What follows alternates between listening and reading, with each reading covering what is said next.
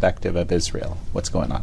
So the proximate cause of the reinstatement of military operations in Gaza is that Hamas broke the ceasefire. We had a ceasefire where they got respite in the sense of a ceasefire and removal of Israeli forces from the Gaza Strip, except for the perimeter around Israel and the border zone with Egypt, so that they don't control smuggling routes for weapons and personnel.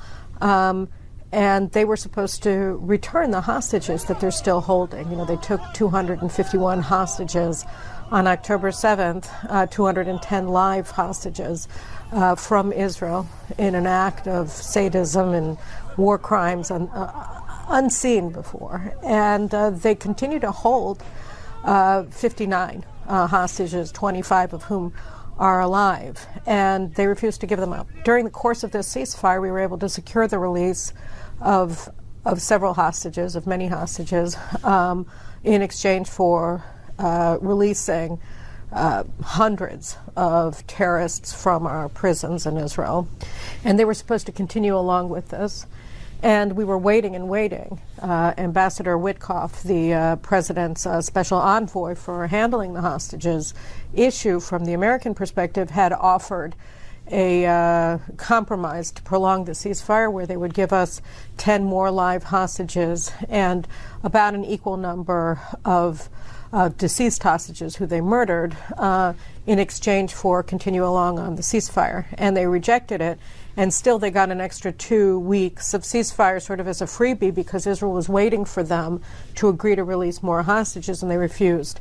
And so we realized that continuing the ceasefire was actually threatening the lives of the hostages, that the longer that we prolonged it, the longer they felt that they weren't going to have to pay any price for continuing to hold the hostages. And so right now, as Prime Minister Netanyahu said, we're going to continue to conduct the hostage negotiations, but under fire, because doing it during a ceasefire wasn't bringing about the release of any more hostages. So we're restoring our control over what's called the Netzarim corridor, which sort of cuts Gaza in half from north to south to prevent the movement of terrorists and the receding of Hamas in all of the areas that they've seized control over again since the IDF removed its forces from Gaza at the beginning of the hostage deal in late January.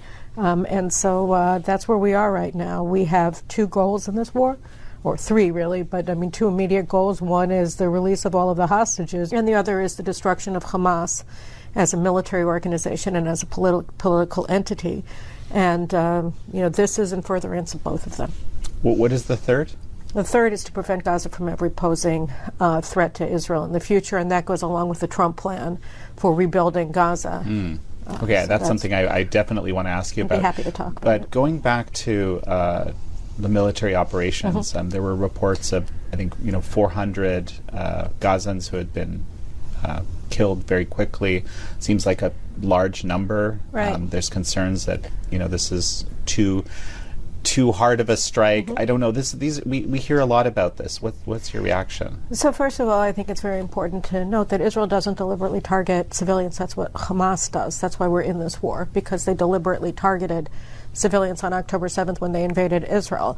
You had over 75% of the casualties that day, of the 1,400 people that they murdered, were civilians. It was deliberate targeting of families, of women who were subjected to mass brutal rape, gang rape, children who were murdered in front of their parents, parents who were murdered in front of their children, immolation, burning alive of families. There were over 800 civilians who were murdered out of 1,200 people who were killed, and the rest were military personnel, and they were mainly not engaged in combat. They were in their beds. They were butchered in their beds, and also the female soldiers who they murdered were brutally raped.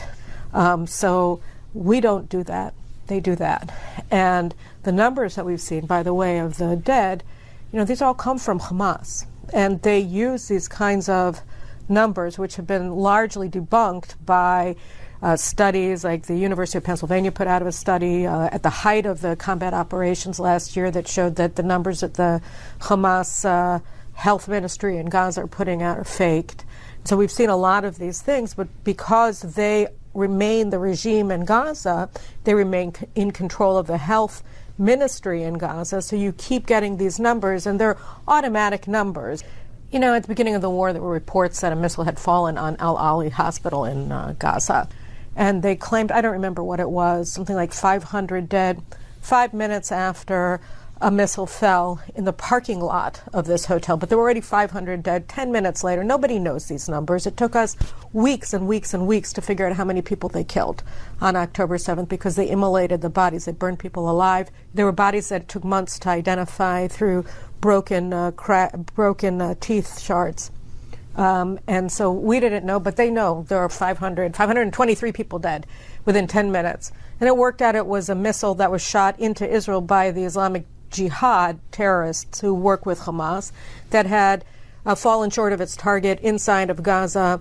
And, you know, how many casualties there were, who knows? But in the meantime, you've had 3 news cycles going out across the world saying that Israel is deliberately targeting sick people, wounded people in this Gaza hospital. It wasn't our missile. Nobody knows how many were killed, probably very few. But this was sort of the thing that happened every day.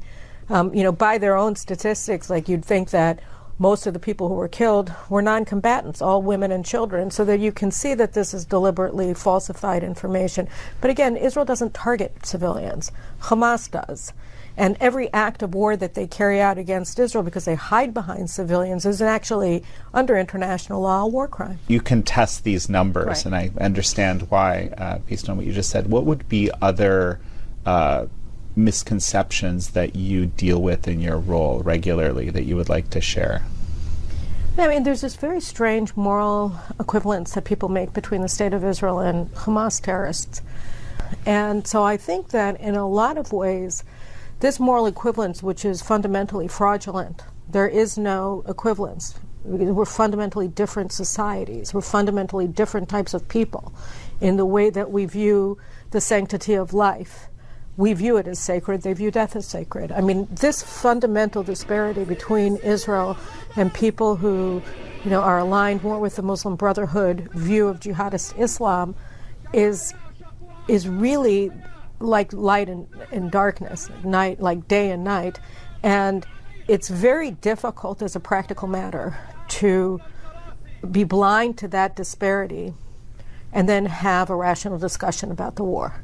So I think that when you look at sort of the grounding assumptions on which the entire discourse of the war is predicated, and you realize that they're fundamentally flawed from a moral perspective and from a practical perspective, then you understand that a lot of the discussion that we've had about the war itself is just sort of blind to the basic realities of the situation. And that, to me, is the ground zero of all of the problems in the discourse about the war. I mean, we don't want to kill people. You know, we don't want to be at war with our neighbors. We're peace-seeking people. We've done, you know, even silly things, even stupid things, even irresponsible things in our ardent desire to live at peace with our neighbors. It's all we ever want is peace. And on the other hand, they teach their children that their greatest aspiration should be the annihilation of the Jewish state and the Jewish people.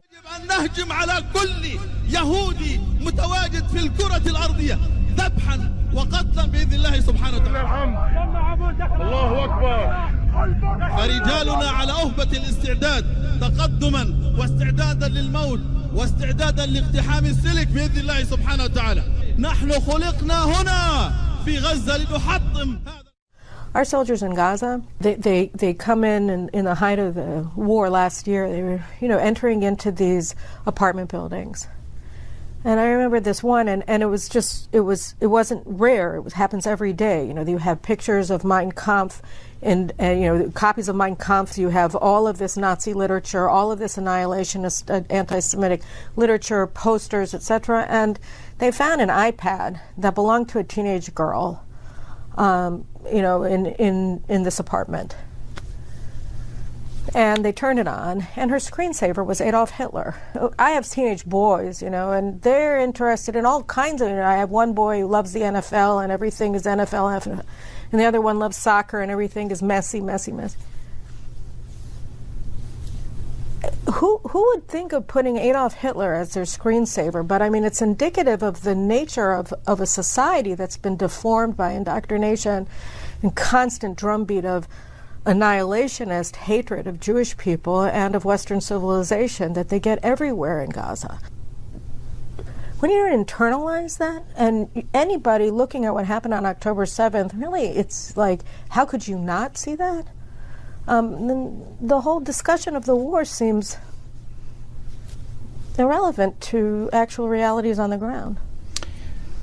You know, let me tell you how I've heard it described. Israel has been so dominant and so destructive, and so some people have even used the term genocidal, right, towards the Gazan people. That's the reason that there might be Hitler screensaver or something like that. Like, how do you respond to that kind of? This is fundamentally false. If we're genocidal, we're the worst conductors of genocide ever, because the data speak for themselves. The actual data speak for themselves. And you have the head of urban warfare at West Point, Colonel John Spencer, who has put out report after report attesting to the fact that the casualty rate in Gaza of civilians to military personnel is the lowest in recorded history. The lowest. I mean, you've never had anything like that in an urban warfare situation. The numbers are almost impossible to get your head around. The lengths that Israel goes to protect civilians in Gaza are unprecedented in the history of warfare. And it doesn't matter, because the discourse has an intrinsic logic of moral equivalence.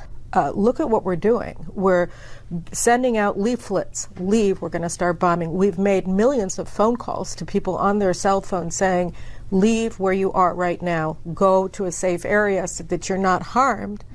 We set up humanitarian safe zones throughout Gaza. We have to do that because the Egyptians blocked the Gazans from fleeing the war zone. You have millions of people flee every war zone, but thanks to the Egyptians, the Gazans have been boxed in and not allowed to flee. So Israel instead has set up, at extraordinary cost, these humanitarian safe zones for the people of Gaza so that they'll be kept out of harm's way. We did it before the operation in Rafah. Everybody said it couldn't be done. 1.4 million civilians in Rafah. How can you go in there? Well, we moved them out. Prime Minister Netanyahu constantly has been showing the data in all of his statements, not only to the media, but also to visiting people who are concerned about these kinds of things that you're talking about. And yet the discourse continues apace. The facts be damned. There is no truth whatsoever to these allegations. And at a certain point, you have to wonder, well, facts don't matter. People don't care. People aren't looking at the actual number of dead. They're not looking at the actions that Israel has taken to prevent civilian deaths. And they're just asserting these slanderous allegations time after time after time. And you're wondering, what is motivating this? How can it be that you have these so-called humanitarian organizations, international organizations, media organizations that are just parroting these slanders? They're just unsupported entirely by facts. Caroline, one quick sec. We're going to take a break. And folks, we'll be right back. You may have noticed it's Shen Yun season again. But I wanted to tell you a little bit personally about why I love this show and go see it every year. Aside from being beautiful, it's actually a homegrown American dream. Caroline Glick, advisor to Israeli Prime Minister Benjamin Netanyahu. Maybe there's another nuance here, which is that it's just quite simply, Israel has been in control of the area for a long time and has been able to impose its will on the area at some, in some significant manner. And that is the problem, right? Like that's unfair, that's unreasonable. Well, that's how it's characterized. Right. But it's not true. Israel hasn't been in control of Gaza, or wasn't in control of Gaza, since 2005, when Israel withdrew lock, stock, and barrel from Gaza. We expelled 8,500 Israelis who lived in flourishing communities in Gaza. in northern Gaza and along southern Gaza, along the area that Israel currently controls to prevent smuggling. And we withdrew them. We destroyed the communities. We withdrew all of our military forces, including from the international border between Gaza and Egypt. And we said, take over. Here's your Palestinian state. Why don't you, turn this into Singapore? They were given billions and billions of dollars in international aid money from the United States, from other Western countries, and from the countries of the Middle East. And rather than do what we were hoping that they would do, rather than turning Gaza into Singapore along the lines that President Trump has sort of laid out in his plan and his vision for a post-war Gaza, they turned Gaza into Afghanistan with 450 miles of subterranean tunnels that exist for the sole purpose of attacking Israel. They took all of the building materials, they took the money, and rather than build Gaza up, they built an underground Gaza, the preconceived notion of which was to be used as the most entrenched enemy encampments and battle stations in history. You're talking about a regime of the Palestinians under Hamas that is dedicated solely not to the building of a state, but to the annihilation of the Jewish state. And everybody thought, so many people thought, the consensus opinion of the international community, led by the United States, was just give them the opportunity. If you leave Gaza, if you give it to them, say, here, the first time ever that Palestinians have had full sovereignty over anything. There's never been a Palestinian state. They had all of Gaza. Build. You want a state? Start here. Who knows where it will lead? But here, make your lives good. We're going to give you all of the ability to do that. Billions and billions of dollars. Israel left. It'll let you take your goods to market through Israel. If you want, you can build a port in Gaza. All of these things that were on the table, being discussed, people were willing to fund them. And all of this stuff they took and they built a death factory. And they indoctrinated their people not to want to build a state, but to want to annihilate the Jewish state. Given everything you've just told me, is it even possible to win this war somehow militarily? Yes, it is. It's possible to win this war militarily by, A, destroying their ability to conduct war, which we mainly did. But now, what we're seeing now in terms of Hamas's reorganization as a military organization is much more along the lines of a guerrilla warfare operation than a standing army. It was a standing army that invaded Israel on October 7th. They had air cover with their missiles, they had drones, they had and they had ground forces, they had a navy that invaded Israel from the beaches. And they were organized in brigade units that were centrally commanded by Chief of Staff of their military forces, Mohammed Def. So they had organized as a military force, and that military force was largely destroyed.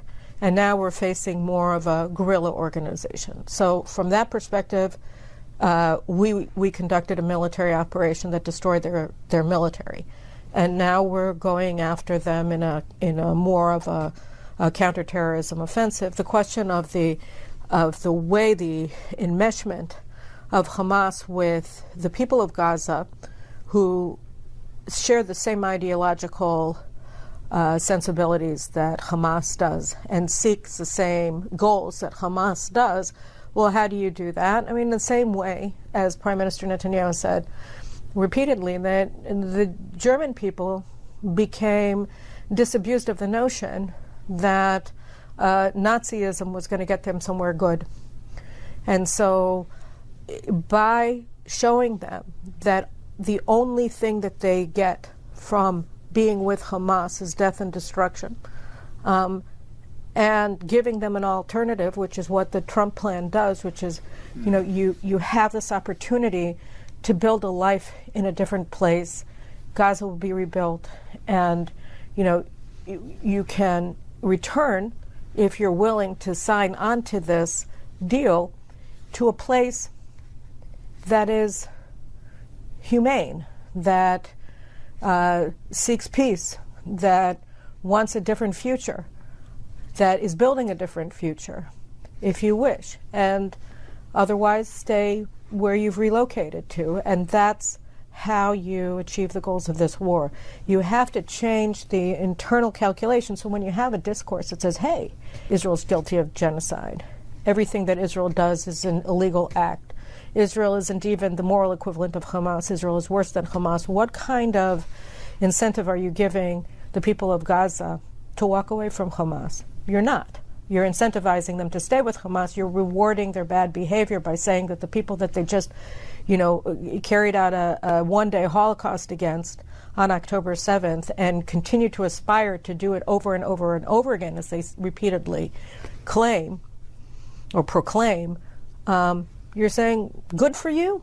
We appreciate you. We think what you're doing is fantastic, and we agree with you that the Jewish state is evil. So when you have that kind of discourse, you're not giving them any reason to walk away from this death factory. Well, Caroline Glick, it's such a pleasure to have had you on. Thank you. It's a pleasure to be here, and I've been a long fan of your work, Jan. I think you're doing extraordinary things here, and I congratulate you and Epoch Times and all your colleagues. Thank you very much. Thank you. Thank you all for joining Caroline Glick and me on this episode of American Thought Leaders. I'm your host, Jan Jekielek.